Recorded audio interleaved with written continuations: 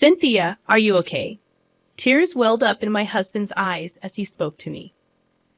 I had suddenly developed severe stomach pain right after eating the beef stew made by Olivia and was rushed to the hospital. In the hospital room, my husband showed me a video. What is this? Upon seeing the video and understanding the situation, I immediately felt an overwhelming nausea and covered my mouth with both hands. This is absolutely unforgivable. The video clearly showed Olivia moving in and out of the toilet while cooking. I am Cynthia, a 25-year-old office worker. My husband Kevin, who is 3 years older than me, and I are about to celebrate our 3rd wedding anniversary. Kevin and I married following his earnest approach, but even after 3 years of marriage, we have not been able to find much time just for the two of us. I got promoted right after getting married and have been extremely busy ever since. Still, Kevin always says gently, I am happy just being married to you, so don't worry about it. I'm sorry, Kevin, and thank you.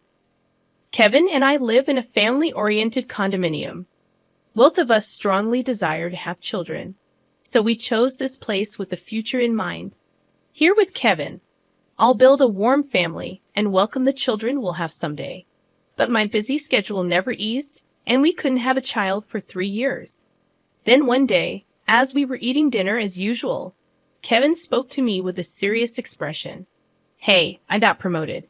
I think my salary will increase significantly, so if it's okay with you, Cynthia, how about you quit your job and become a housewife? Let's seriously think about having children. I was surprised by the sudden suggestion. A promotion? That's great. Yeah, I've been thinking about children too. I want to start preconception care seriously. And so, our journey into preconception care began. However, it turned out I had difficulty conceiving. And even after 6 months of preconception care, we still hadn't been blessed with a child. I'm sorry. It seems like it didn't happen this month either. And don't apologize, Cynthia. It's not your fault. Every time I felt down, Kevin would gently stroke my head. I'm so grateful to be married to such a kind person. Not just Kevin, but his mother Olivia has also been kind to me lately. Hearing that we were having trouble conceiving, Olivia started visiting us occasionally. She began living alone in an apartment near her home after my father-in-law passed away a few years ago. Olivia, who dotes on her only son Kevin excessively, has been good to me since the beginning of our marriage. Olivia brings over lots of side dishes, saying, You need to eat nutritious food. Rest up, Cynthia. I'm alone and free, so don't worry about me. I have to take care of Kevin's wife, and she even prepares meals for us. Moreover, Olivia says, I don't want to impose on Cynthia, and never stays to eat with us. No matter how much I invite her, Olivia is such a kind person. Kevin must have grown up with that kindness. I couldn't be more grateful for this blessed environment. Then one day, I was feeling under the weather and lying on the sofa as dinner time approached. Olivia, having heard about it from Kevin, came over with a worried look, bringing dinner she had prepared. Cynthia, are you okay? This is fried chicken I just made. Kevin hasn't come home from work yet, but I thought I'd bring it over early so you can eat it while it's hot. Wow, really? Thank you. Won't you be with me, Olivia? When I invited her, Olivia shook her head. I already ate at home. I'll go back now, she said and left quickly. I'm happy she's considerate, but I wish we could have a meal together. Maybe I should invite her more firmly next time. While pondering this, I took a bite of the fried chicken Olivia had brought. Instantly, ouch! What I felt was a sharp pain in my cheek, and I let out a small cry. I hurriedly spat out the hard object from my mouth and was shocked at what it was. What is this? Glass? It was a piece of glass about 3 inches in size. Was this in the fried chicken? As my heartbeat quickened, desperately I racked my brain. Did Olivia put it in? No, that can't be. Olivia wouldn't do such a thing. Maybe she broke some dishware nearby, and it got mixed in with the batter. Yes, that must be it. Thinking that the kind Olivia could never do something so malicious, I decided not to worry too much about it, despite feeling a little uneasy. Telling her there was glass in the dish made would surely shock her, so I decided not to mention it to either Olivia or Kevin. A week passed, and my health did not improve. Hearing this, Olivia began bringing over dishes almost daily. However, since then, I frequently found foreign objects in the dishes. Hair in the hamburger, bugs in the chili con carne. And it always happened when Olivia brought over dishes just for me before Kevin returned from work. It couldn't be a coincidence, could it? Alarmed, I decided to talk to Kevin. You know, I'm hesitant to say this, but sometimes there are things like glass shards or bugs in the dishes Olivia brings over. It only happens when she brings dishes just for me. At first, I thought it was a coincidence, but it's happening too often. Kevin looked utterly surprised as I spoke. Mom, she seems to like you, Cynthia, and doesn't look like someone who would harass. But now that you mention it, she's been complaining about her forgetfulness lately. Could she have started developing dementia? Saying this, Kevin seemed lost in thought. I like Olivia too and don't want to suspect her. But it's scary since it involves food. I've been feeling unwell lately, which makes me even more worried.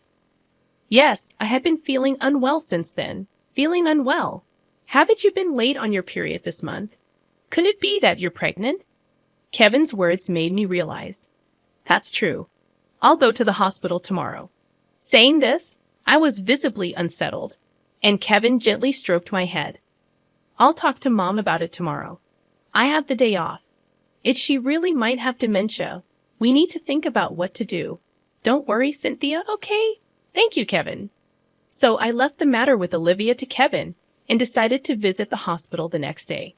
The delay in your period hasn't been long enough to confirm pregnancy yet, but your symptoms are similar to early pregnancy nausea. Please take care not to strain your body too much, said the doctor at the hospital. I returned home, my heart fluttering with hope. I might be pregnant. If that's true, it's finally happening, though it wasn't confirmed yet. I was somewhat elated, unaware of what was to come next.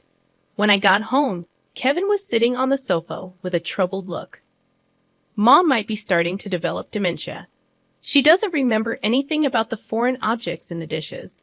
I'm thinking of taking her to the hospital soon, he said. Hearing this, I felt a mix of relief that Olivia wasn't doing it intentionally and concern that she might have dementia. I installed a caregiving monitoring camera at Mom's house today. This way, we can respond immediately if anything happens to her, Kevin continued. That's good to hear. It eases my mind a bit. I'm mostly at home, so I'll try to keep an eye on it as much as I can, I replied. I missed the chance to tell Kevin about the possibility of being pregnant as I saw him looking downhearted about Olivia. Well, it's not confirmed yet. It's better to report it once I'm sure, I thought.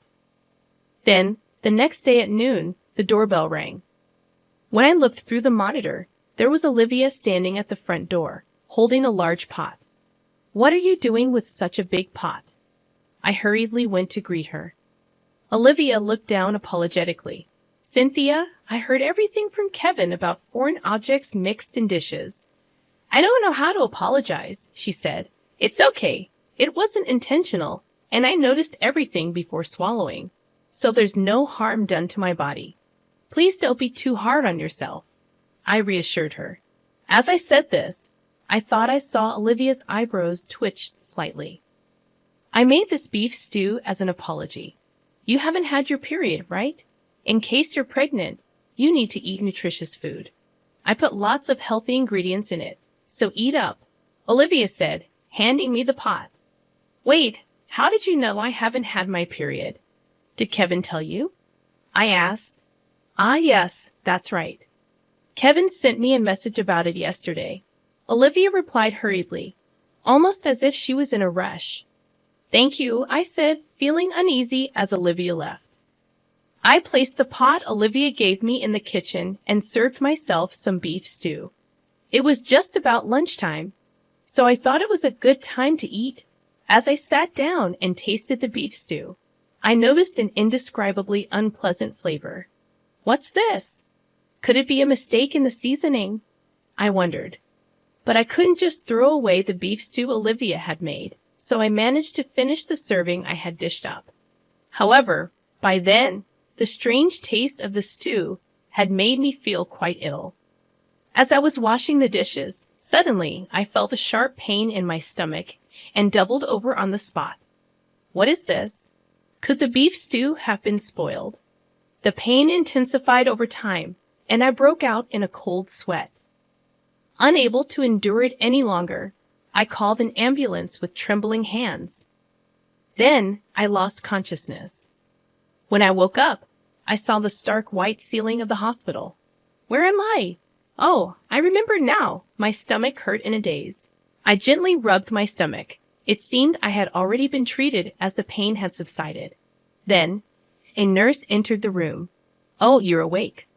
I'll get the doctor right away," she said with a smile and quickly returned with the doctor. "Cynthia, how are you feeling? Did you eat something bad before the stomach pain started?" A gentle-looking male doctor asked me in a calm tone. "Just before. I ate beef stew made by my mother-in-law, Olivia. It tasted a bit off, so maybe it was spoiled," I replied.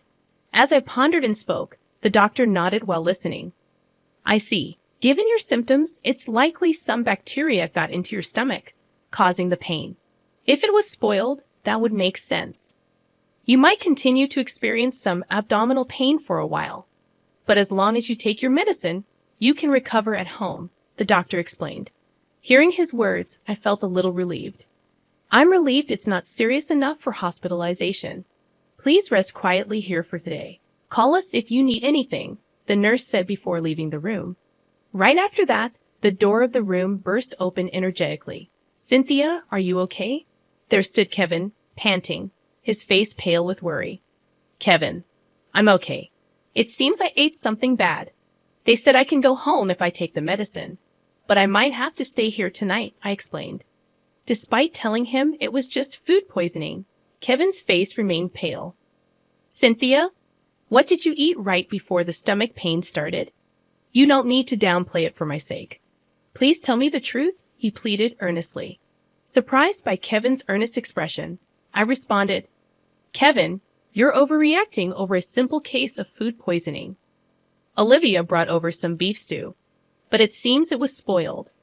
I thought it tasted strange, but it's my fault for not stopping her. Olivia was just trying to care for me." Kevin took a deep breath to calm himself and sat down on the chair beside the bed. "Cynthia, look at this," he said, taking out a tablet from his bag and showing me the screen. It was a video of Olivia's house. "This is it, the monitoring camera you set up at Olivia's place?" I asked, and Kevin nodded. "Exactly. It's a recording from a few hours ago, when Mom was making the beef stew she brought to you," Kevin explained. Sure enough, Olivia was seen in her kitchen preparing beef stew. There was nothing unusual at first glance. After finishing, Olivia untied her apron and went into the bathroom. "Kevin, what is this supposed to mean?" I asked, bewildered. Just as I was about to ask, what appeared next on the screen left me speechless. Olivia came back from the bathroom holding a plastic container, then went back into the bathroom again. A few minutes later, she emerged and poured the contents of the container into the stew pot. So the beef stew had Olivia's waste mixed into it. No, can it be? I felt a sudden surge of nausea and covered my mouth with both hands. My heart raced with disgust, and I couldn't stop trembling. On the screen, Olivia was mixing something while stirring the pot with a ladle. I listened closely to her words and froze in horror. Won't allow a child. I won't let anyone take Kevin away from me," Olivia muttered with a fierce expression. I was too terrified to speak, only able to shiver. Kevin held me tightly.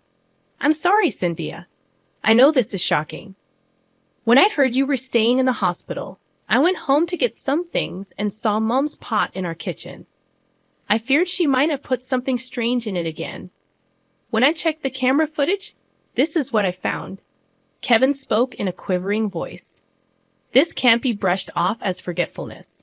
It's clearly malicious," I whispered, and Kevin apologized deeply.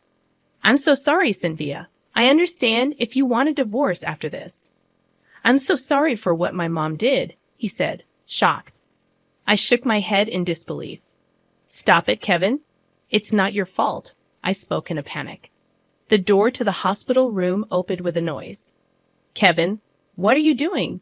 came Olivia's voice, voicing her surprise as she entered the hospital room. Olivia, the Olivia I had adored until just a moment ago, now seemed so terrifying. I was so scared of Olivia that I couldn't utter a word. Meanwhile, Kevin, without hesitation, approached Olivia as soon as he saw her. "Mom, what have you done?" He grabbed Olivia's shoulders and shouted loudly. Startled by the sudden confrontation, Olivia's eyes widened. "What? What are you talking about? What did I do?" she exclaimed, shocked. "Don't play dumb. What did you feed Cynthia?" Kevin's words were firm. Olivia's expression twitched. "Oh no, did I make something strange again? I'm sorry, Cynthia. I'm becoming forgetful lately." Olivia tried to pass it off with a smile. However, Kevin thrust the tablet screen in front of Olivia. "It's all recorded here, Mom. Why? Why did you do this?" Kevin confronted Olivia with a voice deep with anger. Unable to say anything in return, Olivia just looked down silently. "Olivia, did you do all that on purpose?" I managed to ask with a trembling voice. Olivia then glared at me with hatred. "Yes, it was on purpose. I thought you might be pregnant after hearing about your continued illness. A child with Kevin. I could never allow that." Olivia's face was filled with malice, but I didn't back down. "After being so kind to me all this time, why suddenly?" "If I did something wrong, please tell me," I said, gripping the sheets tightly. Olivia sneered at my desperate expression. "Oh, Cynthia, I never liked you. I resented you for taking away my precious only son, but I had to be kind to avoid being disliked by Kevin." Olivia's words sent chills down my spine. But enough was enough. I had always believed in Olivia. I loved her, convinced she wasn't the kind of person to be malicious. But now enough is enough. I felt something inside me go cold. Olivia's revelation shook me to my core. Kevin seemed too drained to be angry anymore. I addressed Olivia with a cold voice, cutting through the air with sternness. "Olivia, what you did is a crime. Deliberately contaminating food and planting a listening device in someone's house. Once I recover, I will pursue legal action. Don't think you can get away with this," I declared, surprisingly calm amidst the turmoil of emotions. The anger and fear towards Olivia, the sadness of being betrayed, it all seemed irrelevant now. "I feel nothing towards you anymore. Right now, all I want is to be away from someone like you as soon as possible. I will hire a lawyer, so communicate through them from now on," I continued, unmoved by Olivia's shocked expression. "Wait a minute, a crime? Am I going to be arrested? It's ridiculous to sue me for this." "What do you mean?" Olivia's eyes widened in disbelief, trying to downplay her actions. "Your actions have caused real harm to my body. There's evidence. Don't think you can talk your way out of it," I asserted firmly. As I spoke, Olivia grabbed Kevin's hand, trembling. That's it, his true nature. She's the kind of woman who bullies an old lady. Scary, isn't it? "I did everything thinking of you, Kevin. You understand, don't you?" Olivia appealed with a seemingly gentle smile, but Kevin's response was firm. "What are you talking about? The scary one is you, Mom. And what you did wasn't for me. It was all for yourself. You hurt someone important to me for your own sake. I never want to have anything to do with you again. Let's cut ties," Kevin said, shaking off Olivia's hand decisively. "Kevin, I'm sorry. It was all my fault, please. I have no one but you," Olivia cried out, banging on the door in the hallway. Soon, security came due to the commotion and took Olivia away. Afterwards, my health quickly recovered, and I was able to return home safely upon discharge. We submitted the camera footage to the police, and an investigation began immediately. The listening devices in our house were found, leading to Olivia's swift arrest. Rejected by Kevin, Olivia seemed to have suffered a mental breakdown, crying and wailing during the investigation. "I did nothing wrong. It's her fault for trying to take Kevin away," Olivia shouted, lashing out at the officers. Demanding compensation from Olivia, we made her pay a lump sum to cover the damages. Olivia incurred debts and now works in physical labor as a live-in worker, reportedly spending her days working hard and crying alone in her apartment. I told Kevin he didn't need to force himself to legally disassociate from Olivia, but he said, "I always knew she had trouble letting go, but I never realized she was so obsessively attached. Now that I know Mom's true nature, I'm afraid to remain in a parent-child relationship with her." He immediately proceeded with the dissoundment process. A month later, it turned out I was pregnant. Both the baby and I were healthy and developing well. Kevin and I cried with joy and promised each other, "Let's build a warm family from now on. I want to create a bright future with Kevin and our baby."